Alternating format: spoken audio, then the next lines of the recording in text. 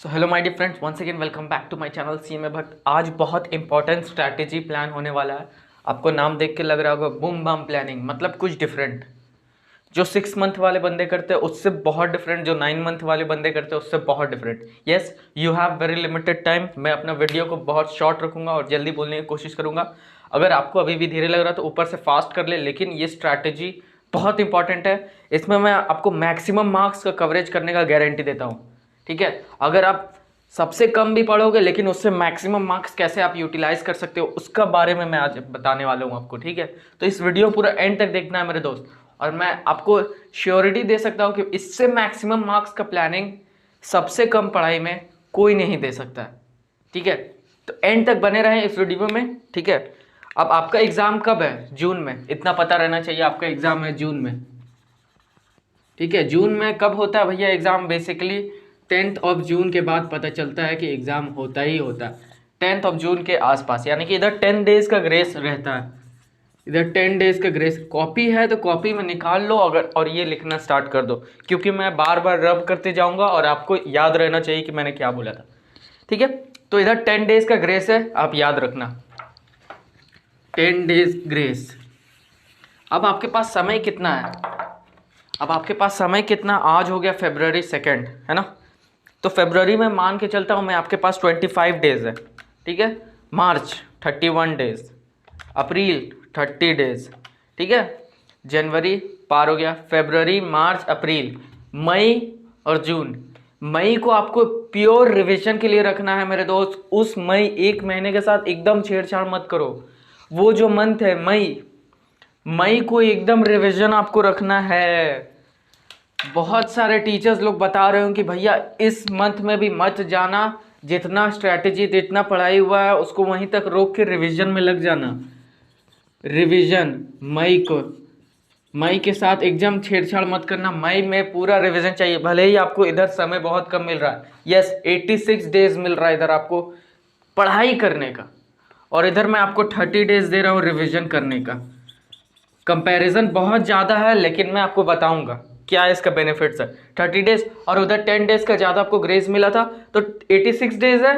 हम almost 100 days मान के चलते हैं। ठीक है, 4 डेज इसमें से निकाल देते हैं, 8 डेज उधर से ले लेते हैं, तो 86 + 14 कर देते हैं। 100 डेज का ग्रेस है आपके पास, ये देखो 100 डेज।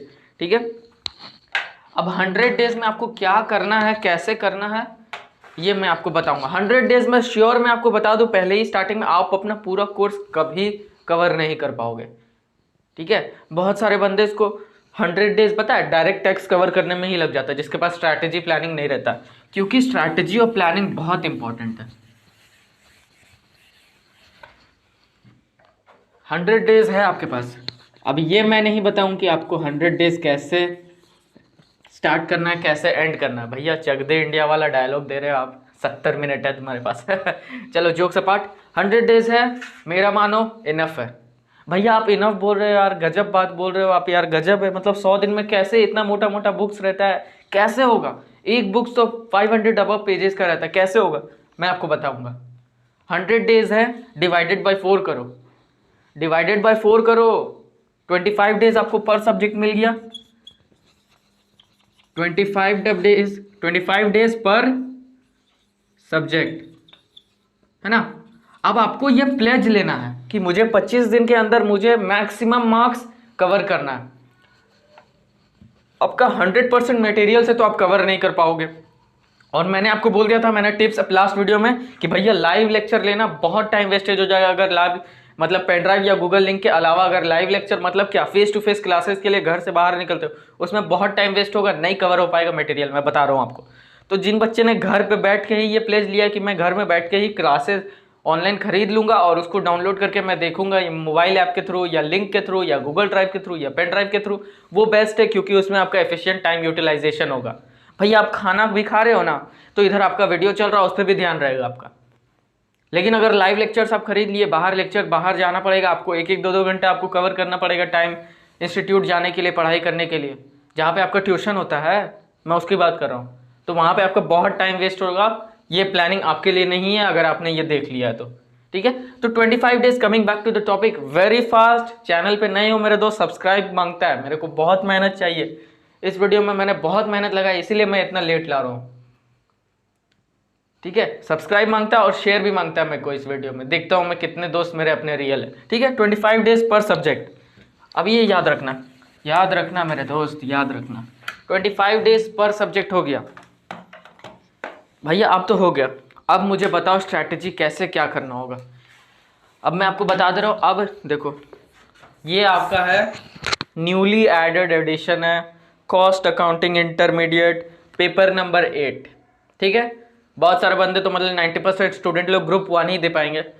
वो अनबिलीवेबल स्टूडेंट होगा जो दोनों ग्रुप देगा, मतलब 0% चांस है। पेपर नंबर 8 है। आप अपने बुक को अपने हाथों में ले लें और मैं आपको बताऊंगा कि कौन से टॉपिक पे आपको सबसे ज़्यादा ध्यान देना है, किसको आपको सबसे पहले ख़त्म करना है। तो मैं आपको बता दूं, कॉस्ट का बुक आप अपने हाथ में ले लें मेरे दोस्त। कॉस्ट का स्ट्रैटेजी, जिसमें आपका मैक्सिमम मार्क्स कवरेज होगा। और ये देखा गया है कि पिछले 10 सालों तक या पिछले 5 to 8 ईयर्स इन सेक्शंस से मैक्सिमम क्वेश्चंस आया गया जिनका कवरेज ऑफ मार्क्स मैक्सिमम है। मतलब अगर 100 मार्क्स का पेपर है तो इसमें से मैक्सिमम मार्क्स, अगर आप ये करके भी चल जाओगे तो आप पास हो जाओगे। मतलब 50 to 60 आराम से आ जाएगा अगर आप ये करके चल जाओगे तो। कॉस्ट अकाउंटिंग में भैया मुझे कौन कौन से चैप्टर्स पे सबसे ज़्यादा ध्यान देना, तो भाई दिल थाम के बैठो। सबसे पहला टॉपिक है मटेरियल कॉस्टिंग, जो कि आपका स्टडी नोट 2.1 का है। Material costing CAS 6। ठीक है, मटेरियल कॉस्ट।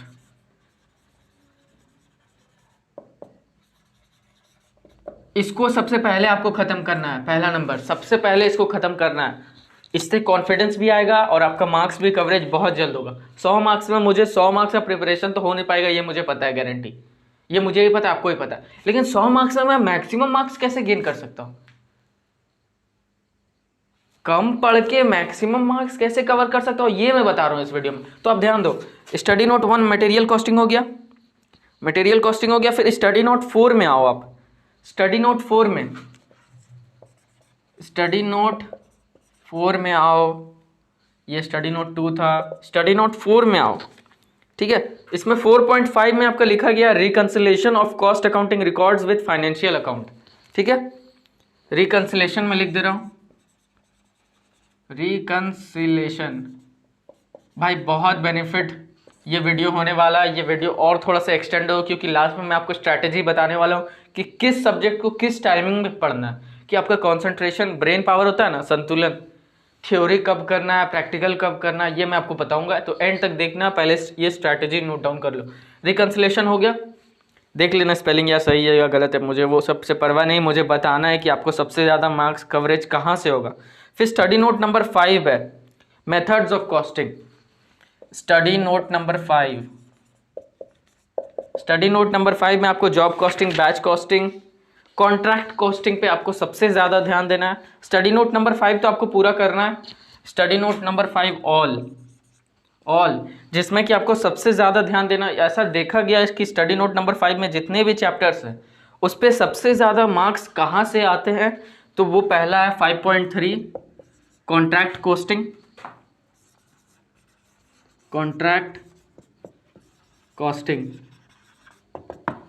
कॉस्टिंग है पहला, और दूसरा 5.5 है जो कि ऑपरेटिंग कॉस्ट और सर्विस कॉस्ट है, यानी कि ट्रांसपोर्ट वाला जो क्वेश्चन रहता है ना, वो हमेशा आया गया। आप अपने ये बुक है उसके पीछे भी आप देख लेना, 2-3 MTPs दिए हुए हैं। ठीक है, एग्जामिनेशन पेपर 2016, 2017, 18 का क्वेश्चन पेपर दिए होंगे, तो उसमें भी आप देखना ट्रांसपोर्टेशन का कॉस्ट काफ़ी मतलब हमेशा आता है भाई। तो 5.5 को भी आप बहुत एसेंशियल मान ले। देखो, स्टडी नोट नंबर 5 तो आपको पूरा करना ही है, लेकिन उसमें मैक्सिमम आपको ब्रेन यूटिलाइजेशन कहाँ पे करना, ऑपरेटिंग कॉस्टिंग और सर्विस कॉस्टिंग। ठीक है, ऑपरेटिंग कॉस्टिंग, देखो भाई लिखते जाओ। ठीक है, लिखते जाओ, बहुत बेनिफिशियल। कोई नहीं बताएगा, ये आपको सिर्फ स्ट्रैटेजी बता देगा, ये ऐसे करना है, ऐसे करना, वैसे करना, लेकिन क्या कैसे करना है वो कोई नहीं बताए।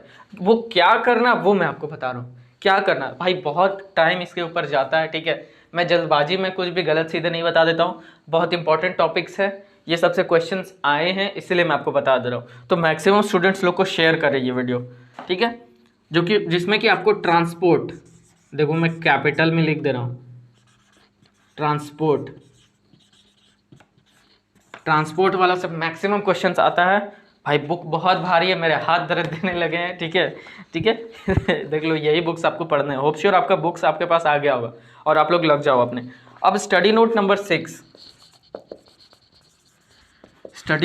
6 में भैया मुझे क्या करना है, स्टडी नोट नंबर 6 में भी आपको पूरा करना है, तीनों करना है, तीनों में से क्वेश्चन आते हैं आपको। मार्जिनल कॉस्टिंग में तो आता ही है, स्टैंडर्ड कॉस्टिंग में से आता ही है, बजट और बजटरी कंट्रोल में भी आता है। तो स्टडी नोट ऑल, ठीक है। तो ये देखो अगर ये इतना आप कर लोगे ना, ये पूरा बुक में आप ये देखो इतना मोटा बुक, कितना पेजेस है पता है, 500 पेजेस है, 480 पेजेस है इसमें। 500 पेजेस में अगर आप इतना भी कर लोगे ना तो आप आराम से पास हो जाओगे। इतना करने के लिए मैक्सिमम से मैक्सिमम आपको 15 डेज लगना चाहिए, 15 डेज, वो भी बहुत ज़्यादा है। नहीं भाई करना आप ही को होगा, देखो वो भी मैं सिर्फ 25 दिन में पैसा डबल नहीं 25 दिन में पैसा डबल आपको नहीं करना, 25 दिन में आपको अपना एफर्ट डबल करना है। एफर्ट 100% और मेहनत इंटू 500%, ठीक है। तो मेहनत आपको 500 गुना ज़्यादा करना होगा। वो 11 12 में जो मेहनत करते थे ना वो बच्चा है, वो भूल जाओ आप। वो अकाउंटिंग कुछ और है, ये अकाउंटिंग ये कॉस्टिंग कुछ और है। आपने सीएमए बहुत सोच समझ के किया होगा। और अगर आप अभी भी अगर डाउट में हो कि मैं सीएमए कर रहा हूँ क्या सही कोर्स है, हिडन गोल्ड माइन है। ये देखा गया है कि with in 10 to 15 years CMA most renowned course रहेगा। और ये देखा गया है कि बच्चे सीए से सीएमए में शिफ्ट कर रहे हैं। क्यों? क्योंकि कंपटीशन सीए में ज़्यादा है, लेकिन सीएमए में जो बंदे पास होकर निकल भी जा रहे हैं अच्छे मार्क्स से, उनको अच्छा प्लेसमेंट मिल रहा है। तो ये मत सोचो कि हम अपने जो मेहनत कर रहे हैं क्या वो सही होगा मेहनत, या मतलब नौकरी मिलेगी या जॉब्स ऑफर होंगे कि नहीं। अगर ऑफर होंगे भी तो उसका पैकेज कैसा रहेगा, नॉर्मल पैकेज 12 lakhs का रहता है, कंपनी प्लेसमेंट अगर होता है तो मेरिट लिस्ट पे, ठीक है। तो 12 lakhs मिनिमम देखा गया, और हाईएस्ट अभी तक गया है 18.3 लाख या समथिंग गया, सोच लो पर एनम। तो क्या मजाक है क्या ये सब मजाक नहीं है भाई, सीरियसली पढ़ो। मैं चाहता हूँ कि मेरे सारे बच्चे, मेरे सारे दोस्तों को, मेरे सारे फ्रेंड्स बॉयज़ एंड गर्ल्स को सबको एक अच्छा पैकेज मिले, और जी जान लगा के मेहनत करो। तो ठीक है, तो ये देखो ये पैकेज हो गया आपका कॉस्टिंग का ये कॉस्टिंग का हो गया। मतलब मैं आपको बता दूं, अगर देखो 25 दिन में इसको आपको सबसे पहले कवर करना है। मैंने आपको टाइमिंग भी बता दिया, 25 दिन में मुझे कॉस्ट करके हटाना है, क्योंकि आपके पास टोटल 100 डेज है। फिर उसके बाद मुझे रिविजन देना है उधर कम से कम 25 डेज। वो रिवीजन के साथ एकदम छेड़छाड़ मत करना, मैं जो बोल रहा हूँ एकदम गोल्डन वर्ड्स बोल रहा हूँ, ठीक है, एकदम गोल्डन वर्ड्स है भाई, लिख लो। अगर वो रिवीजन डेट्स के हिसाब से अगर आपने रिवीजन, क्योंकि बच्चे लोग अगर रिवीजन नहीं करते नहीं हो पाता, उनके दिमाग नहीं चलता, फिर एग्जामिनेशन में ऐसा दिमाग का तार हिलेगा ना, कुछ समझ में नहीं आएगा फिर आप लोग को। मैं दिया हुआ हूँ, मुझे पता है, ठीक है। तो रिविजन मुझे कम से कम 25 to 30 डेज चाहिए, ठीक है, 25 to 30 डेज। अब ये मैंने आपको बता दिया भाई कॉस्ट स्ट्रैटेजी क्या है। विद इन 15 डेज आप कंप्लीट करो, फिर उसके बाद 25 में 10 डेज जो बचेगा आपको क्या करना वो भी मैं बता दे रहा हूँ। फिर उसके बाद अब अपना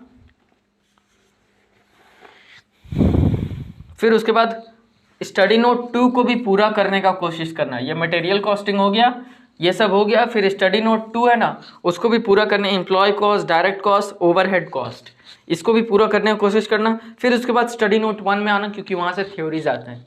तो 1 दुक्की मार्क्स वाला जो क्वेश्चन रहता है वो यहीं से उठता है, तो इसको भी पूरा कवर करने की कोशिश करना। 25 दिन हो गया, इसको रोक दो। अब 25 दिन हो गया मेरे दोस्त, कॉस्ट का बुक अब किनारे रख दो, ठीक है, जैसे मैं रख दिया हूँ इसको असाइड। अब इसको मैं हटा रहा हूँ। अब मेरा फेवरेट सब्जेक्ट का टॉपिक आ रहा है। अब मेरा फेवरेट सब्जेक्ट का मैं आपको बताने वाला हूँ कि कैसे आपको भाई एफिशिएंट रहना है। इफेक्टिव तो भाई हर बंदे रहते हैं, इफेक्टिव तो होना ही है, पर अब सिचुएशन कुछ और है। आपके पास बहुत लिमिटेड समय बचा, बहुत लिमिटेड। अब देखो मेरा favourite subject law, excuse me,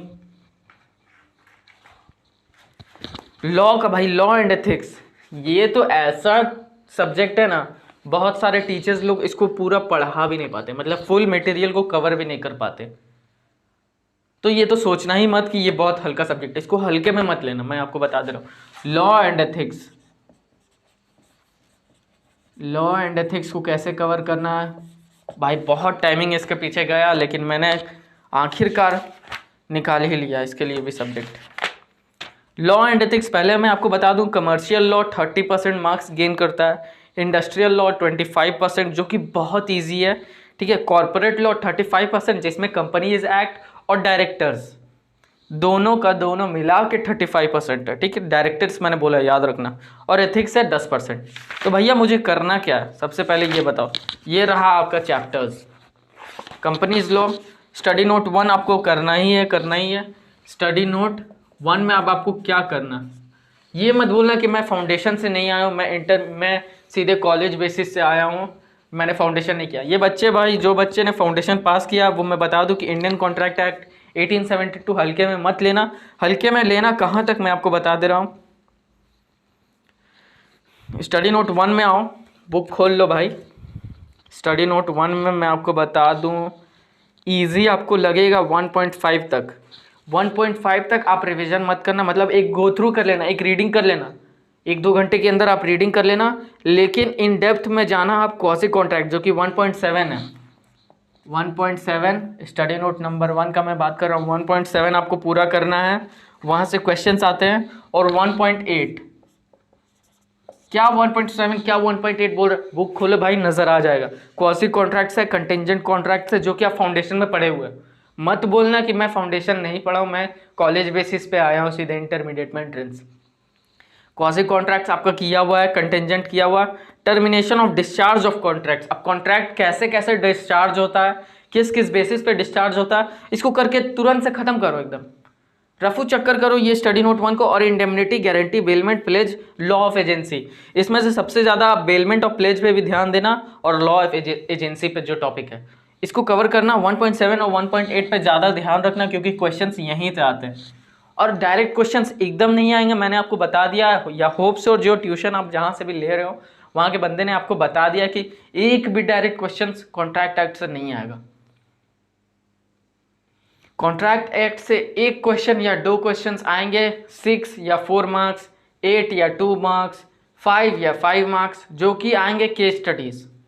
तो केस स्टडी, केस का नाम आपको याद करना बहुत जरूरी है, ठीक है। केस का नाम आपको, जैसे ट्रावेंकोर आएगा, कन्हैया लाल आएगा, ये सब आपको बहुत केस लॉज है, केस का नाम याद रखना है आपको। सिर्फ इसमें याद रखने का कुछ नहीं है इंडियन कॉन्ट्रैक्ट एक्ट में, बस आपको सिर्फ केस का नाम से याद रखना है कि किस पर्सन के बीच में केस फाइल हुआ था, और वो केस किस टॉपिक पे इनलाइटमेंट करता है, ठीक है। तो ये आपको ध्यान रखना है। तो भाई 1.5 तक आपका पढ़ा हुआ है फाउंडेशन में, तो उसको एक गो थ्रू कर लेना विदिन 1 to 3 आवर्स, ठीक है। 3 घंटे में आपका ये पूरा यहाँ तक हो जाएगा। और 1 दिन लगेगा आपको, 1 दिन, अगर आपका लेक्चर 2 से 3 घंटे का होगा तो आपको 1 दिन में इंडियन कॉन्ट्रैक्ट एक्ट खत्म हो जाएगा, क्योंकि ये आपका पढ़ा हुआ है। तो इसमें ज़्यादा टाइम मत देना, 10 मार्क्स का आता है, मैंने आपको बता दिया। इंडियन कॉन्ट्रैक्ट एक्ट में कौन सा टॉपिक को सबसे ज़्यादा ध्यान रखना, सेल्स ऑफ गुड्स एक्ट। ये देखा गया कि सेल्स ऑफ गुड्स और एक्ट और negotiable act, sales of goods act और नेगोशिएबल एक्ट्स में से एक एक क्वेश्चन आता है, या तो सेल्स से आएगा या तो नेगोशिएबल से आएगा, लेकिन एमसीक्यूज तो आता है भाई। तो एक बार आपको गो थ्रू करना बहुत ज़रूरी है, क्योंकि ये थ्योरी सब्जेक्ट है, तो आपको एक गो थ्रू, मतलब लाइन बाय लाइन पढ़ना बहुत ज़रूरी है। तो लाइन बाय लाइन पढ़ने में क्या समय लगेगा, अगर मैं आपके सामने एक पेज रख दूँ तो आपको 2 मिनट नहीं लगेगा ये पेज पढ़ने में। तो लाइन बाय लाइन पढ़ लेना, समझ लेना। फिर उसके बाद आपको स्टडी नोट नंबर 2 में से कहाँ से आपको ज़्यादा ध्यान देना, transfer of ownership. Study note number 2 में से सबसे ज़्यादा आपको ध्यान देना है 2.2 में आपको सबसे ज़्यादा ध्यान देना transfer of ownership. Right of unpaired seller 2.5 पे आपको ज़्यादा ध्यान देना है, और 2.4 पे। ये 3 पॉइंट्स पे से ये देखा गया कि मैक्सिमम क्वेश्चंस यहीं से आते हैं, ठीक है। अब आगे बढ़ते हैं, negotiable instrument act, study note number 3। ये देखो, मैं आपको मिनिमम बता रहा हूँ कि इतना करके ही जाना कंपलसरी। इतना भी करके आप अगर चल जाओगे तो आप एक लमसम अमाउंट, एक अच्छा मार्क्स आपका आ जाएगा, ठीक है। और अगर आप सोचो कि मेरे को पूरा पढ़ना है तो फिर आपका पूरा पढ़ भी नहीं पाओगे और ये आपको समझ में भी नहीं आएगा कि मुझे कौन से सेक्शंस पे ज़्यादा कंसंट्रेट करना है। ठीक है, तो ये आपको मैं बता दे रहा हूँ, बहुत इंपॉर्टेंट स्ट्रैटेजी प्लानिंग है भाई, देख लो। स्टडी नोट नंबर 3 से आपको सबसे ज़्यादा करना है जो है वो है 3.5 से आपको सबसे ज़्यादा एफर्ट लगाना है। 3.2 से भी पढ़ लेना। ठीक है, तो ये दो टॉपिक्स से भी क्वेश्चंस आते हैं, ये देखा गया। और आपको पूरा तो पढ़ना ही है, पूरा चैप्टर तो आपको पढ़ना है, क्योंकि एमसीक्यूज आते हैं 1 मार्क्स का, तो उसको भी भूलना नहीं है। ठीक है, तो वो क्वेश्चंस भी आपको समझ के चलना है। ठीक है, तो ये हो गया। इंडियन पार्टनरशिप एक्ट और लाइबिलिटी, ये दोनों को आप पढ़ के चल जाना, इसमें से एक क्वेश्चंस आता ही है, या तो स्टडी नोट नंबर 4 से आएगा या स्टडी नोट नंबर 5 से, तो मैं इसके बारे में नहीं बता सकता हूँ अभी। ठीक है, सेक्शन बी में आते हैं अब। सेक्शन बी में आपको देखो भाई, सबसे इजी टॉपिक है, यहाँ से 25 नंबर का आपका मार्क्स कवरेज करता है, और 25 में से अक्सर बंदे जो कि प्रिपेयर करके जाते हैं वो 23 या 20 मार्क्स ले ही आते हैं। मिनिमम 20 मार्क्स लाना है आपको यहाँ से। ठीक है, तो आपको भैया सबसे ज़्यादा कंसंट्रेट कहाँ पे करना है मैं आपको बता दूँ। अगर इंडस्ट्रियल लॉ में अगर आप आओगे प्रिपरेशन के लिए, तो सबसे पहले आप कौन सा टॉपिक आपको कवर करना है? Study note number 6 factories act. ठीक है, वो हो गया स्टडी नोट नंबर 6 आपको सबसे पहले करना है। फिर स्टडी नोट नंबर 10 आपको करना है, study note number 10 bonus act. ये दो टॉपिक से तो आपका कंफर्म क्वेश्चंस रहता है भाई, तो हमेशा इसको ध्यान रखें। ठीक है, बोनस एक्ट हो गया, फैक्ट्रीज एक्ट हो गया। फिर उसके बाद आपको ग्रेचुटी करना है, मतलब पहले फैक्ट्रीज एक्ट, फिर बोनस एक्ट, फिर ग्रेचुटी, यानी कि स्टडी नोट नंबर 7। ठीक है, ये आपको करना है। फिर उसके बाद अगर आपको समय मिले या ना मिले तो आपको फिर करना है study note number 9। Study note number 9। फिर ये 4 स्टडी नोट्स हो गए। फिर उसके बाद आपको करना है, ये मैं आपको पैटर्न बता रहा हूँ कि किस टॉपिक को सबसे पहले देखना है। ठीक है, टाइम वेस्टेज नहीं करना है भाई, मैं बहुत बता रहा हूँ, बहुत एफिशिएंट प्लानिंग है ये।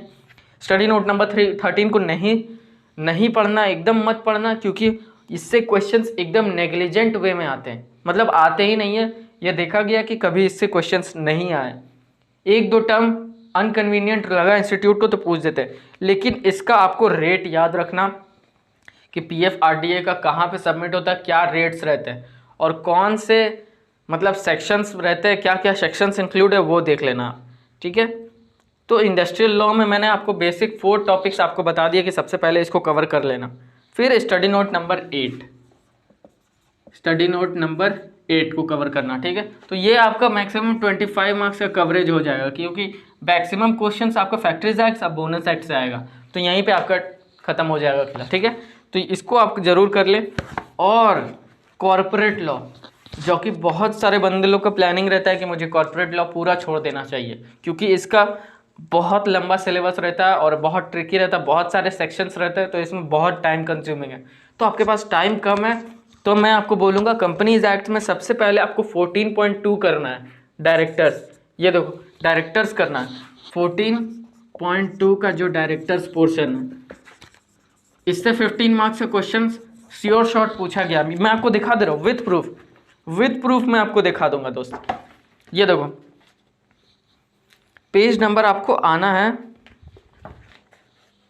मैं आपको जस्ट बता दे रहा हूँ।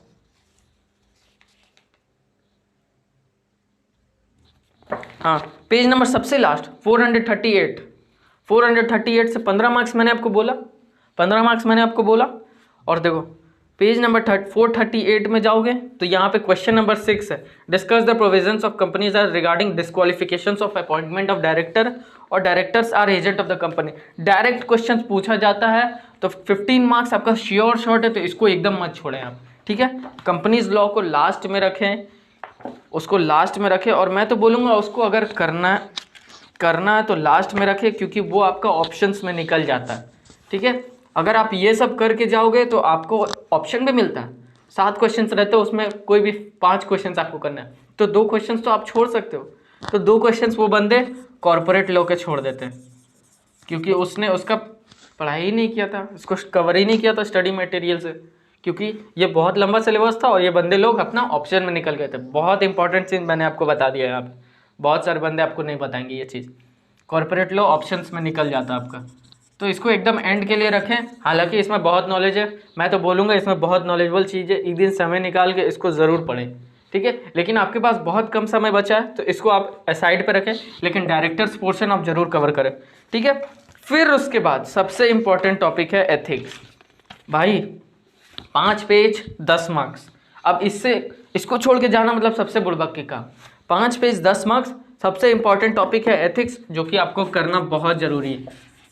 Ethics 10 marks, very very very important, ठीक है। तो ये मैंने आपको पूरा बता दिया लॉ एथिक्स में किसको सबसे पहले टच करना। ये मैंने जिसका नाम लिखा है उसको सबसे पहले आप नोट डाउन कर ले और उसको टच करके आप सबसे पहले इसको पढ़ना है, मेरे को ये बताना आपको, बस नोट डाउन कर ले इसको। भाई कॉस्ट अकाउंटिंग का हो गया, लॉ एंड एथिक्स का हो गया, बच गया आपका सबसे बलवान बुक।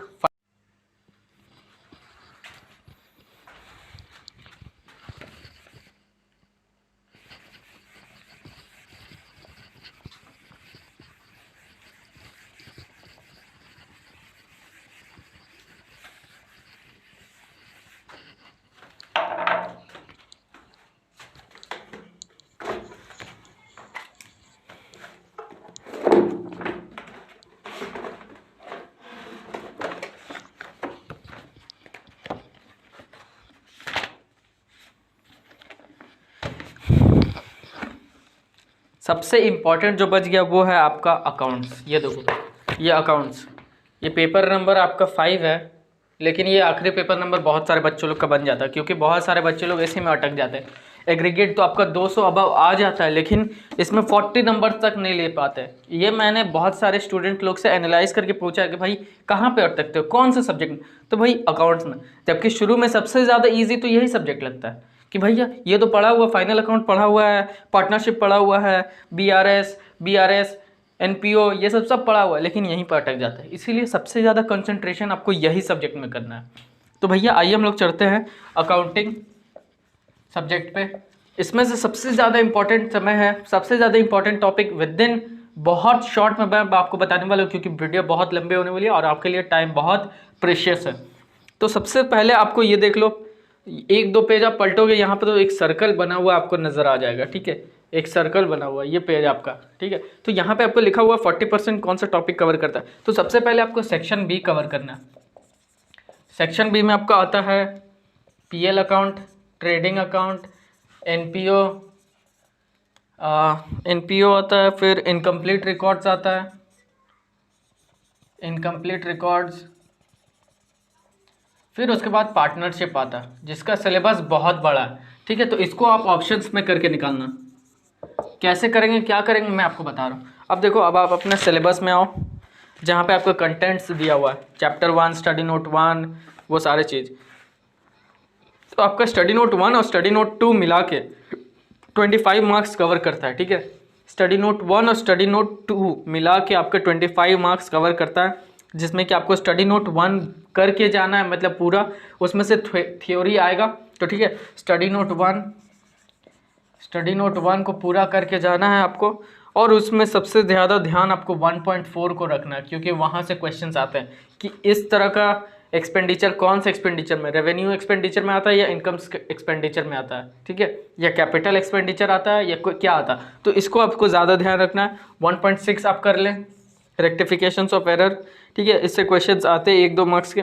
स्टडी नोट 2 में आपको करना है 2.1 करना, 2.4 करना है, ठीक है। इसको मतलब इन डीप में जाना है, जो मैं आपको बता रहा हूँ उसको इन डीप में आपको समझना है, ठीक है, क्योंकि क्वेश्चंस यहाँ से बेसिकली आते ही आते हैं, ठीक है। और 2.2 और 2.3 में से एक क्वेश्चन आता है, दोनों में से ऑप्शंस रहते हैं। तो आप दोनों तो आपको किया हुआ है, कंसाइनमेंट और जॉइंट वेंचर आपका किया हुआ, उसको एक गो थ्रू कर ले, उसको समझ ले, बेसिकली समझ ले क्या है, और थ्योरी समझ ले, क्योंकि इससे 2 मार्क्स या 3 मार्क्स का एक थ्योरी क्वेश्चन आता है, ठीक है। तो 2.1 और 2.3 को आप बढ़िया से कर ले। स्टडी नोट 3, अब आते हैं स्टडी नोट 3 में। स्टडी नोट 3 तो भाई आपको पूरा करके जाना, पूरा कर लेना भाई, पूरा, ठीक है। स्टडी नोट 4 भी बहुत इजी, स्टडी नोट 4 भी आपको पूरा करना है। स्टडी नोट 5 भी आपको पूरा करना है। इसको आप नोट डाउन करते जा रहे हैं ना, इसको आप नोट डाउन करते जाएं, बहुत इंपॉर्टेंट चीज़ है और अकाउंट्स बहुत इसके पीछे एनालिसिस जाता है, ठीक है। स्टडी नोट 4, 5, 3 को पूरा कर ले, बहुत इजी टॉपिक्स है इसमें। पीएल अकाउंट सब आपका 11, 12, 10, 12, 11, 12 फाउंडेशन में पढ़ा हुआ है, ठीक है। फिर उसके बाद पार्टनरशिप है, उसका सिलेबस बहुत बड़ा है, इसलिए उसको आप ऑप्शंस में निकाल सकते हो, ठीक है। ऑप्शंस में आप उसको निकाल सकते हो। फिर उसके बाद 7, स्टडी नोट 7 आपको करना है। स्टडी नोट 7 बहुत इजी टॉपिक है। स्टडी नोट 8 बहुत इजी है, सब 3-3, 4-4 घंटा का टॉपिक, मतलब आपको इसमें नॉलेज मिल जाए। प्रैक्टिस करने तो आपके ऊपर है, दिन भर में आप कितना सम्स बनाओगे, ठीक है। मतलब इसका नॉलेज आपको 2 से 3 घंटे में आपको मिल जाएगा। रॉयल्टीज़ अकाउंट, लेसर को कितना रॉयल्टीज़ देते हैं, शॉर्ट वर्किंग कितना होता है, लेसी किसको कहते हैं, लेसर किसको कैसे हम लोग हायर परचेज करते हैं, ठीक है। जैसे ये सब किस में होता है, रॉयल्टीज़ कोल माइंस में होता है, ठीक है। जहाँ पे हम लोग गुडविल लेते हैं, कोल माइंस लेते हैं, उसको उसके बदले में खर्चे देते हैं रॉयल्टीज़, ठीक है। तो चलो वो सब तो इन डेप्थ वाली बात है। स्टडी नोट 8 कर लेना है। स्टडी नोट 9, 10 कर लेना है। भाई ये सब बहुत इजी टॉपिक्स है, तुरंत कवर होगा। एक दिन में आपका 2 टॉपिक कवर होगा, एक दिन में 2 टॉपिक कवर हो जाए, मतलब आपको जानकारी मिल जाएगी। अब आप सम्स बनाने बैठोगे तो उसमें तो टाइम लगेगा, लेकिन वो आपके ऊपर है, आप फुल डे में कितना सम्स बनाते हो, ठीक है। तो ये आपके ऊपर है। स्टडी नोट 8 हो गया, 9 हो गया, 10 हो गया। स्टडी नोट 10 में आपको कौन से टॉपिक पे ज़्यादा ध्यान देना, ब्रांच अकाउंटिंग। ब्रांच और डिपार्टमेंट है, तो उसमें ब्रांच पे आप ज़्यादा ध्यान देना, ठीक है। ब्रांच पे ज़्यादा ध्यान देना, ठीक है। फिर उसके बाद study note number 11, study note number 11 पे आपको क्या क्वेश्चंस पूछेगा, 5 मार्क्स से मैं आपको बता दूं। What are the disadvantages of computerised accounting system, what are the disadvantages, what are the merits, कहाँ पे काम आता है, what are the uses, what are the demerits, merits. तो ऐसा डायरेक्ट क्वेश्चंस पूछता है। तो मैं तो ये बोलूँगा कि स्टडी नोट नंबर 11 को पूरा करके जाए, इसमें से एक क्वेश्चन पूछता है, ठीक है। और स्टडी नोट नंबर 12 बच गया आपका। स्टडी नोट नंबर 12, ये देखो मैं इधर लिख दे रहा हूँ। स्टडी नोट नंबर 12 में आपको क्या करना है, AS1, AS1, AS2, AS10, AS10, AS10। भाई इसमें से कहीं से भी क्वेश्चन आ सकता है। ये AS9 भी मैं आपको इंक्लूड कर दे रहा हूँ, क्योंकि मैं नहीं चाहता हूँ कि आप एक भी टॉपिक छोड़ो, ठीक है। AS9, ये 5 टॉपिक में से एक क्वेश्चन आना पक्का है। और इसको आप ऑप्शंस में भी निकाल सकते हो। क्या ऑप्शंस, आपको लास्ट में 7 क्वेश्चंस दिए हुए रहेंगे, उसमें से आपको कोई भी 5 करना होगा। तो एक ऑप्शंस तो आप पार्टनरशिप में करके निकाल दोगे, मतलब पार्टनरशिप का क्वेश्चन आप डिडक्ट कर सकते हो। और फिर आपका कोई भी जो टॉपिक, दूसरा क्वेश्चन जो आपको हार्ड लगे वो आप ऑप्शंस में ले लेना। तो this was all about accounting, accounts में आपको क्या करना है, कैसे करना है। अब मैं आपको प्लानिंग बता देता हूँ। भैया डायरेक्ट टैक्स का आपने नहीं बताया, तो भाई ऐसा है कि मैं डायरेक्ट टैक्स के बारे में थोड़ा सा उतना नॉलेज नहीं हो पाया, मैं एनालाइज नहीं कर पाया। ऐसा नहीं कि मैं आपको नहीं बताऊंगा, समय रहते मैं आपको बता दूंगा टैक्स के बारे में भी कि टैक्स को कैसे कवर अप करना है एफिशिएंट मैनर में। इफेक्टिव मैं नहीं बोल रहा हूँ, मैं बार बार एफिशिएंट बोल रहा हूँ। लेस कॉस्ट मैक्सिमम यूटिलाइजेशन, ठीक है। जो काम हम 10 रुपये में वो काम कर रहे हैं, तो उसको क्यों ना हम 8 रुपये में वो काम करके दिखाएं, तो उसको हम एफिशिएंट कहते हैं। तो आपके पास टाइम बहुत लिमिटेड है, ठीक है। अब मैं आपको बताने वाला हूँ जो कि बहुत इंपॉर्टेंट चीज़ है। बच्चे लोग यहीं पे वीडियो स्किप कर देते हैं, लेकिन यहाँ आपको बढ़िया से समझना है कि टाइम टेबल आपको कैसा रखना है। क्योंकि अगर आपका स्ट्रक्चर, आपको प्लानिंग तो मिल गया, प्लानिंग तो समझ में आ गया कि आपको करना क्या है, कैसे करना है, वो मैं आपको बताने वाला हूँ। आपके पास 4 सब्जेक्ट है, लॉ, टैक्स, कॉस्ट और अकाउंट्स। समझ गया भैया, समझ गया। आपने थ्योरी को एक साइड रख दिया, क्या दिमाग लगाया आपने, और प्रैक्टिकल सम्स को एक साइड रख दिया। तो भाई देखो, लॉ और टैक्स को कॉम्बिनेशन बना लो, कॉस्ट और अकाउंटिंग को। बहुत लोग कॉम्बिनेशन नहीं बता पाते, जब मन करता है कोई सब्जेक्ट खोल लेते हैं। आज मन कर रहा है अकाउंट्स पढ़ने है तो चलो अकाउंट्स पढ़ते हैं, फिर मन कर रहा है 10 मिनट बाद लॉ पढ़ने है तो चलो लॉ पढ़ते हैं। वैसे नहीं, आपको ये बनाना होगा, आपको ये।